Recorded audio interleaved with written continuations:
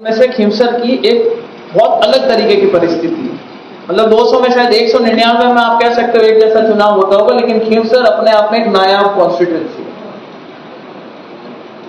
उसका आधा कारण यह है कि यहाँ पे जितने हम लोग थे, किसी ने आरएलपी का नाम नहीं लिया, क्योंकि हमारे सामने आरएलपी चुनाव लड़ती है।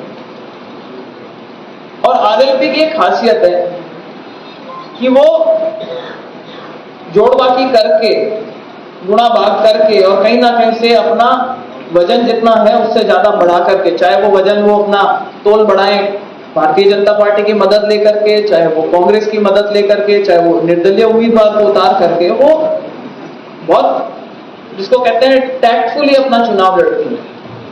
तो हम लोगों को इस बार ये 2-3 चीज को ध्यान रखना पड़ेगा कि हम अपने लोगों को किस तरीके से ये जागृति अपने लोगों में लेकर के आ सके कि भाई जिस कैंडिडेट को खड़ा करा जा रहा है या गठबंधन करके आ रहे हैं या नहीं कर रहे हैं, उसके पीछे कोई ना कोई एक छुपा हुआ उनका एजेंडा होगा। ये बात अपन सब जो बैठे हैं यहाँ पे, क्योंकि सब राजनीतिक रूप से जागरूक है, सबको पता है। आज ऑलरेडी उन्होंने इस तरीके की चीजें करनी शुरू कर दी है बाबू सिंह जी, जहां उन्होंने दुर्ग सिंह जी को ऑलरेडी कह दिया जाकर के कांग्रेस में आवेदन करो, कांग्रेस में आवेदन करके आए। दुर्ग सिंह जी ने यहाँ से 3-4 बार चुनाव लड़े और हर बार मकसद एक ही होगा। और मैं खरी खरी बोल रही हूँ यहाँ पे, मैं यहाँ कोई ये भाषण नहीं है जनता में देने का, अपने लोग हैं जिनके बीच में ये बात कर रहे हैं। और अगर अपन जाकर के ये बात लोगों में नहीं बोलेंगे तो ये बात कभी बाहर आएगी नहीं। अपन बंद कमरे में जय बोल करके चले जाएंगे, ये बोल करके चले जाएंगे कि हम जीतेंगे। चुनाव तो हम जीतेंगे, इसमें कोई दो राय नहीं, लेकिन उसको जीतने के लिए हमें 3-4 चीजें, मेरा ऐसा मानना है कि हमें उस पर ध्यान देना चाहिए।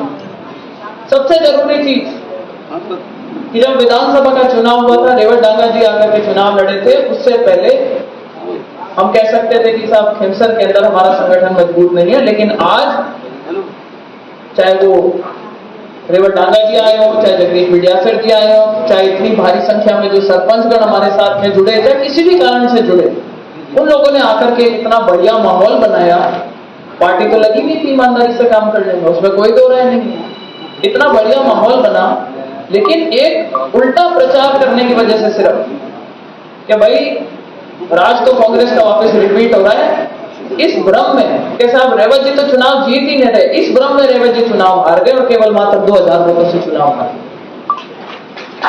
और मैं कहती हूं कि वो 100% चुनाव जीतते अगर अपने में से 1-2 आदमी जयचंद ना बनते। मैं अभी नाम नहीं ले रही, सबको पता है, किसी को लेने की जरूरत नहीं। और इसी बात पे मैं दूसरे मुद्दे पे आती हूं कि विधानसभा का चुनाव हुआ, उसके थोड़े ही समय बाद लोकसभा का चुनाव हुआ, और इस टीम ने सब जी जान लगा करके, चाहे जो मंच पे बैठे हुए हैं, चाहे सामने बैठे हुए, इन्होंने जी जान लगा करके चुनाव लड़ा। और इतना बढ़िया माहौल था इस लोकसभा के चुनाव के अंदर खींवसर में कि कोई मान नहीं सकता था कि अपन यहां से 4000 वोटों से जीतेंगे। चलो रेवत जी के टाइम तो हो गया कि 4 जगह वोट बट गए, रेवत जी बेचारे 2000 वोटों से रह गए, कोई बात नहीं। लोकसभा का चुनाव हुआ, आमने सामने का चुनाव था, लेकिन उस वक्त भी कुछ अपने में से ऐसे लोग थे जिन्होंने खुली खिलाफत की। और आज भी वो लोग भारतीय जनता पार्टी के ऑफिस में जाते हैं, अधिकारियों से, जो पदाधिकारी हैं उनसे मिलते हैं, आज भी वो मंत्रियों के पास जाते हैं और अपने काम करवाते हैं। और उससे एक्चुअल में हमारे कार्यकर्ताओं का मनोबल टूटता है। 1-2 के ऊपर तो आज भी भाई भयबिन हमारे जी, मैं तो भयबिन प्रीत नहीं, 1-2 पे गाज गिरे तो बाकी सारे नाक के सीध में चलेंगे। क्यों? क्योंकि राज अगले 4.5 साल तक अपना है, काम सबको कराने हैं, हम सारे के सारे करना चाहिए। सब 1-2 को एग्जाम्पल सेट करना चाहिए, ताकि आगे हम जैसों की भी किसी की हिम्मत ना हो कि पार्टी की खिलाफत करें। नहीं तो कल को हमारी भी बेइज्जती होगी कि हमारे को भी निष्कासित करके अखबार में नाम आ जाएगा कि साहब फला को निष्कासित। पब्लिक की नजर में आना जरूरी है, मंत्रियों की नजर में आना जरूरी है, हमारे भारतीय जनता पार्टी के पदाधिकारियों की नजर में आना जरूरी है। वो बीजेपी का ठप्पा लेके घूमते हैं, सब जगह काम करवाते हैं, उनके काम हो जाते हैं, और ये जो बैठे हैं यहाँ पे इनके काम नहीं होते। आपके सीट भर्ती, वो पीछे सरपंच बैठा है करवासों की ढाणी का, वो हमारे साथ में आकर के चुनाव में जुड़ा, वोट आए जितने आए, बेचारे ने मेहनत करी, उस पर क्या गाजगिरी। लोकसभा चुनाव में और ज्यादा वोट मिले, थोड़े बढ़ करके आए वोट, उस पर क्या गाजगिरी, उसकी सीट भर्ती गई। एक और बंदा आया मेरे पास में, कि साहब हमारा बहुत पुराना रास्ते का मुद्दा चल रहा है। मैंने कहा क्या करना है? बोले साहब आप फोन करो। मैंने कहा सबको कर दिया, कोर्ट का आदेश है, सब कुछ रास्ता खुलवाओ। पता चला जी कि जिस दिन रास्ता खुलवाना था पुलिस ने कह दिया हम आपको जाब्ता दे देंगे। सब कुछ तय हो गया। उस दिन हमारे तहसीलदार जी और पटवारी जी छुट्टी लेकर के चले गए कि ये काम हमें नहीं करवाना। अब इससे ज्यादा और क्या होगा? ऐसे में 2500 उदाहरण दे सकती हूँ आप ही लोगों में से जिन्होंने आपने कभी अपनी समस्या आकर के बताई। सही हो गलत होना क्या चाहिए? आप कह रहे हैं एक अधिकारी, मैं आपको एक एक आदमी का बता दूं। सैंडनी का मैटर बताऊं। सैंडनी के अंदर कोई अपने लोग हैं जिन्होंने लाइट की लाइन के लिए लिख करके दे रखा। जायज काम था और उनके खंभे रुक जाने चाहिए तो काम हो जाना चाहिए था। उनका काम नहीं हुआ, लेकिन सामने वाली पार्टी के अंगोर में से, गोचर में से खंभे लग जाते हैं और लाइन दे दी जाती है। क्यों दे दी जाती है? क्योंकि अधिकारियों की प्रॉब्लम नहीं है, वो जो ठेकेदार है वो सामने वालों का आदमी है और 20 साल से उन्होंने एक छत्र राज कर रखा है। तो साहब खींवसर में लड़ाई इस बात की नहीं है कि क्या हो रहा है क्या नहीं हो रहा है। खींवसर में सिर्फ और सिर्फ एक लड़ाई है कि साहब 14 चीज की चल रही है, आप 14 दिन सब की चलवा दो। ये सब दौड़ दौड़ करके दिन रात मेहनत करेंगे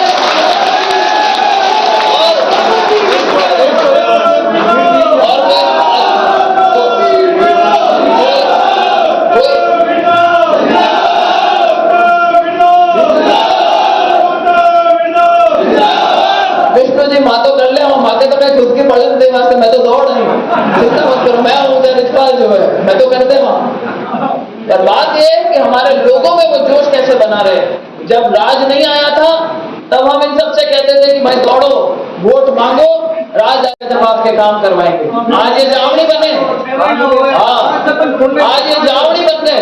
हम बहुत काम करवाने का प्रयास करें। देखो जिसके पास भी कोई आता, मेरे पास भी कोई आया, मैंने पूरी मदद करी। चाहे रेवा जी के पास गए, जगदीश जी के पास गए, हमारे नेताजी, तो हमारे ऑलमोस्ट तो लगने लग गया। कन्हैया लाल जी तो कई बार ऐसा लगने लग गया कि मालपुरा छोड़ करके खींवसर की हो गए। कितनी बार प्रवास कर चुके, हमने कहा सब पानी नहीं आ रहा, जाके प्रवास करो। तो 3 बार प्रवास करके आप चुनाव के दौरान भी गए। बड़प्पन है आपका, बहुत अच्छा टीम वर्क करना चाहते हैं। तो मेरा सिर्फ ये मानना है कि आप 36 कौम के लोग यहाँ पर विराजमान हो।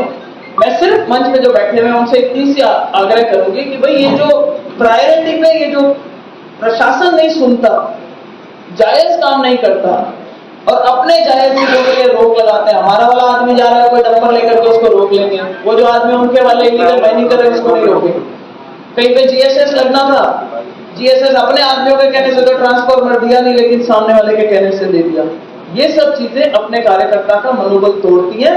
हम अपना प्रयास कर रहे हैं, उसमें कहीं कसर नहीं छोड़ रहे, लेकिन क्योंकि आज इनकी बात रखने का मौका मुझे आप लोगों के बीच में मिल रहा है, इसलिए मैं बजाय अपन कितना भी भाषण दे दें, मेरा ये मानना है कि अगर ये थोड़ा प्रशासन अपना साथ दे देगा अच्छी तरीके से, और जो कि बहुत आसान चीज है, सिर्फ कागज पे आपको सिर्फ कलम चलानी है, ढंग का प्रशासन लगा दीजिए। हम कोई बेईमाना नहीं करना चाहते, मजबूत चाहिए।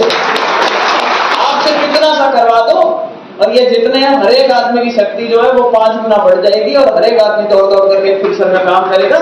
और आपको पूरा विश्वास दिलाते हैं, हमें मालूम है कितना तो अभी सीख है। पहले तो कहीं मनुआ जगह मन ध्यान को नहीं आगे भाई कांग्रेस में आया कोई आरएल क्यों तोड़ ले रहे थे हमारे, और कहीं अपेक्षित कौन है, कौन बैठ गई, कौन मीटिंग में आए, कौन नहीं आए, अगली चीज पता होगी भाई अब बैठा पड़ेगी माने।